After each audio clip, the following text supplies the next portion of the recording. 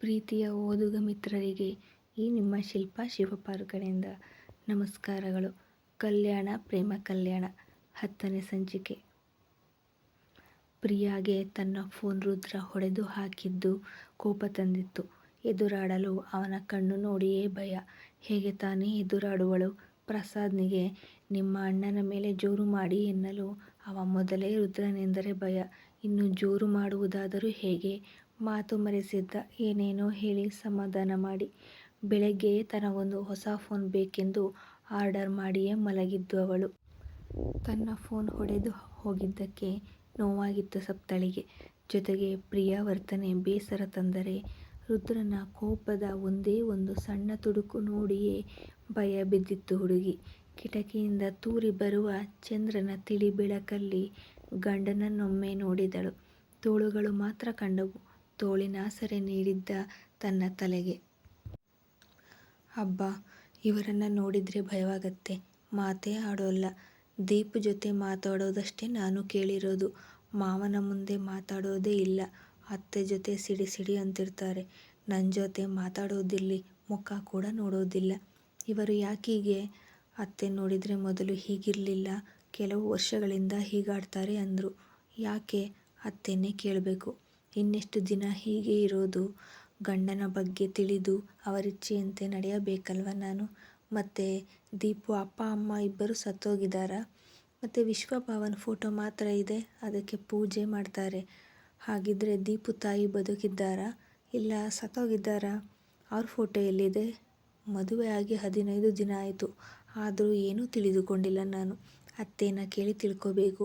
ಬೇಡವಾದದ್ದು ಬೇಡ, ಬೇಕಾದದ್ದಾದರೂ ಅತ್ತೆ ಹೇಳೋದನ್ನಾದರೂ ತಿಳಿದುಕೊಳ್ಳಬೇಕು ಎಂದು ಕುಳಿತು ಯೋಚಿಸುತ್ತಿದ್ದಳು ಸಪ್ತ. ಪಳ್ಳೆಂದು ಒಮ್ಮೆಲೆ ಲೈಟ್ ಆನ್ ಆಗಲು ಬೆಚ್ಚಿದ್ದಳು. ರುದ್ರ ನಿಂತಿದ್ದ ಇವಳನ್ನೇ ನೋಡುತ್ತಾ ಭಯದಲ್ಲಿ ತಲೆ ತಗ್ಗಿಸಿ ಇವರ್ಯಾಕೆ ಎದ್ದು ಹೀಗೆ ನೋಡ್ತಾ ಇದ್ದಾರೆ ಎಂದುಕೊಂಡಳು.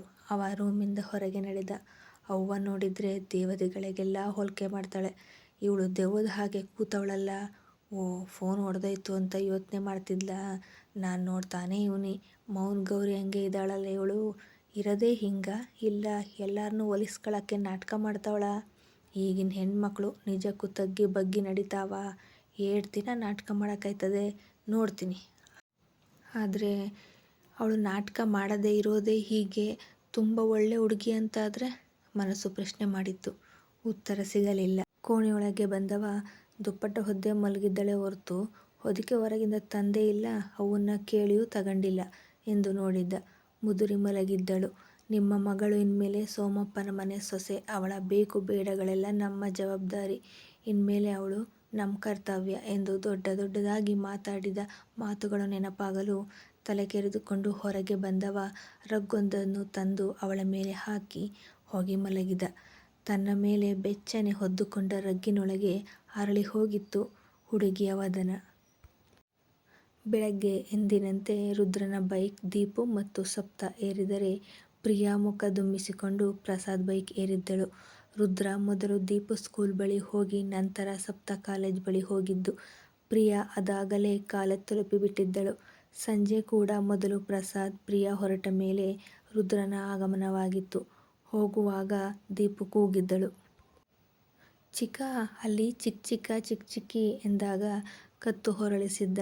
ಮೊಬೈಲ್ ಶಾಪ್ನಲ್ಲಿ ಪ್ರಸಾದ್ ಪ್ರಿಯಾಗೆ ಮೊಬೈಲ್ ಕೊಡಿಸುತ್ತಿದ್ದ. ಏನೂ ಹೇಳದೆ ಮನೆ ತಲುಪಿಸಿದ್ದ ಇಬ್ಬರನ್ನು. ಹೊರಗೆ ಇದ್ದರು ಸೋಮಪ್ಪ. ತಗೋ ಕೂಸೆ ಫೋನ. ನಿನ್ನ ತಂಗಿ ಫೋನ್ ಮಾಡವಳೆ, ನಿನ್ನ ಫೋನು ಸಿಗ್ತಾ ಇಲ್ವಂತೆ. ಮುಂಜಾನೆಯಿಂದ 3 ಕಿತ ಮಾಡೈತೆ. ತಗ ಮಾತಾಡಿ ಬಿಡು. ನಾಳಿಗ ಹೊಸ ಫೋನ್ ತಗೊಳ್ಳಿಯೇ.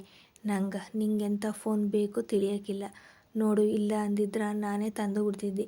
ದೊಡ್ಡ ಫೋನೇ ತಗ, ನಾಳಿಗ ದುಡ್ಡು ಕೊಡ್ತೀನಿ ಎನ್ನಲು ಅವರ ಫೋನ್ ಪಡೆದವಳು, ಪರವಾಗಿಲ್ಲ ಮಾವಯ್ಯ, ಇದೇ ಥರದ್ದು ಚಿಕ್ಕ ಫೋನ್ ಸಾಕು ನನಗೆ. ದುಡ್ಡೆಲ್ಲ ಬೇಡ, ನನಗೂ ಫೋನ್ ತಗೊಳಕ್ಕೆ ಬರಲ್ಲ. ನನ್ನ ಫೋನ್ ಕೂಡ ಅವನೇ ತಗೊಟ್ಟಿದ್ದು ಎಂದು ಅವರ ಫೋನ್ ಹಿಡಿದು ಒಳಗೆ ನಡೆದು ಅವ್ವ ಮತ್ತು ತಂಗಿ ಜೊತೆ ಮಾತಾಡಿದಳು. ತಾತ, ಚಿಕ್ಕಿಗೆ ದೊಡ್ಡ ಫೋನ್ ತಗೊಡು. ನಾನು ಹಾಡು ಕತೆ ಎಲ್ಲ ನೋಡ್ತೀನಿ, ಡ್ಯಾನ್ಸ್ ಮಾಡ್ತೀನಿ, ಫೋಟೋ ತಗೋತೀನಿ ಎನ್ನಲು ಅದೆಲ್ಲ ತಗೊಂಡು ಬರಕ್ಕೆ ಬರಲ್ವಲ್ಲ ಕೂಸೆ. ನೋಡುವ ಇರು, ನಾಳಿಗ ಸಿಟಿ ಕಡೆ ಹೋದ್ರ ತತ್ತೀನಿ. ನಿನ್ನ ಚಿಕ್ಕಿ ಬೇಡ ಅಂತಾಳ. ಅವಳು ವಾರಗೆ ಅವರೆಲ್ಲ ದೊಡ್ಡ ಫೋನ್ ಇಟ್ಕೊಂಡವೆ, ಅಂಥದ್ದೇ ತತ್ತೀನಿ ನನ್ನ ಸೊಸೆಗೆ ಅಂತ ಒಳಗೆ ನಡೆದರು. ರುದ್ರ ಅವರ ಎಲ್ಲ ಮಾತಿಗೂ ಕಿವಿಯಾಗಿದ್ದವ ಮತ್ತೆ ಅಲ್ಲಿಂದ ಬೈಕ್ ಏರಿದ್ದ. ಸೋಮಪ್ಪನಿಗೆ ಕರೆ ಮಾಡಿ ತಡವಾಗಿ ಬರುವುದಾಗಿ ಹೇಳಿದ್ದ. ಪ್ರಸಾದ್ ಜೊತೆಗೆ ಊಟ ಕೂಡ ಹೊರಗೆ ಮಾಡಿಕೊಂಡು ಬರುವುದಾಗಿ ಹೇಳಿದ್ದ. ಹೊಸ ಜೋಡಿಗಳಲ್ಲವೇ, ಸರಿ ಎಂದು ಹೆಂಡತಿಗೆ ವಿಷಯ ಮುಟ್ಟಿಸಿದ್ದರು.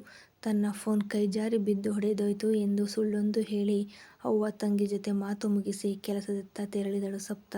ಊಟದ ಸಮಯಕ್ಕೆ ಬಂದಿದ್ದರು ಪ್ರಿಯಾ ಜೊತೆ ಪ್ರಸಾದ್. ಪ್ರಸಾದ್ ಊಟ ಮುಗಿದಿದೆ ಎಂದು ಕೋಣೆ ಸೇರಿದ. ಪ್ರಿಯಾ ಬೇಕೆಂದೇ ದೀಪು, ನನ್ನ ಹೊಸ ಫೋನ್ ನೋಡಿಲ್ಲ ಅಲ್ವಾ ನೀನು? ನೋಡಿಲ್ಲಿ, ನಿನ್ನ ಚಿಕ್ಕಪ್ಪನಂಗೆ ಹೊಸ ಫೋನ್ ಕೊಡಿಸಿದ್ದಾರೆ, 15,000 ಈ ಫೋನ್ಗೆ ಎಂದಳು. ಸಪ್ತಳಿಗೆ ಕೇಳಲೆಂದು. ಅವಳೇನು ಹೇಳದೆ ಊಟ ಬಡಿಸುವ ತಯಾರಿಯಲ್ಲಿದ್ದಳು.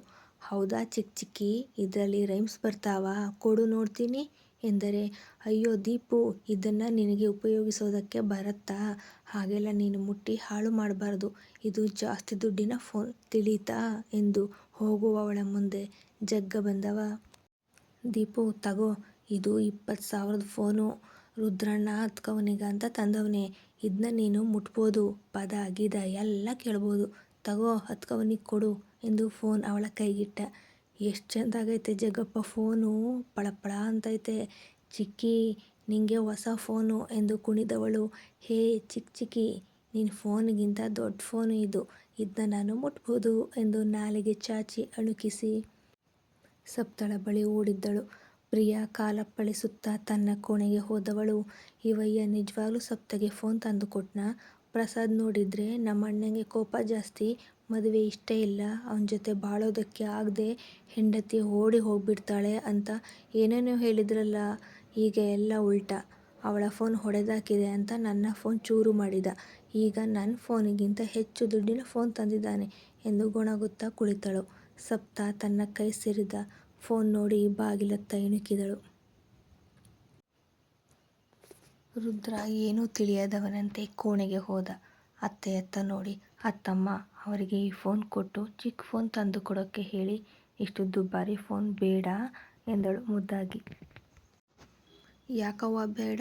ಈಗಿನ ಹೆಣ್ಮಕ್ಳು ಫೋನು ಅಂತ ಬಾಯಿ ಬಡ್ಕತಾ ಇರ್ತವೆ, ನೀನು ತಂದ್ಕೊಟ್ಟು ಫೋನು ಬೇಡ ಅಂತೀಯಲ್ಲ, ಹೋಗಿ ನೀನೇ ಹೇಳು ನಿನ್ನ ಗಂಡಂಗೆ ಎಂದರು. ಅತ್ತಮ್ಮ, ನಾನಾ? ಅಯ್ಯೋ ಭಯ ಆಗತ್ತೆ ಅತ್ತಮ್ಮ ಎಂದಳು.